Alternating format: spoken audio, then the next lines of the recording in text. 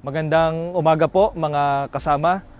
Ayon po sa Ebanghelyo ni San Marcos, chapter 1, let us go on to the nearby villages, that I may preach there also, for this is the purpose I have come. Purpose.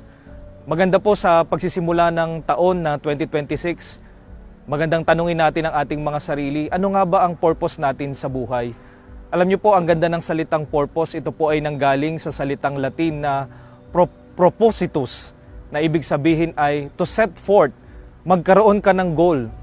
Maganda na sa pasimula po ng taong ito, tanungin natin sa serbisyo natin bilang mga pulis, ano ba ang goal mo ngayon sa buhay?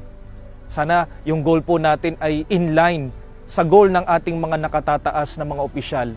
Halimbawa, ang atin po kasalukuyang Chief PNP, gusto niya ang serbisyo ng pulis ay mabilis, tapat at nararamdaman. Sana sa ating paglilingkod din po sa pambansang pulisya, ganyan din ang purpose natin. Yung paglilingkod po natin, mabilis, tapat at nararamdaman. At bilang Kristiyano, sana ang purpose din po natin sa buhay na ito ay magawa po natin ang kalooban ng Diyos, makatulong tayo sa ating kapwa. At tayo po'y manalangin. Ama naming makapangyarihan, sa pagsisimula po ng taong ito na 2026, hinihiling namin, gabayan niyo po kami, bigyan niyo po kami ng purpose sa buhay, at ang purpose pong ito ay ang kayo papurihan at ang paglingkuran ng iyong bayan. Amen.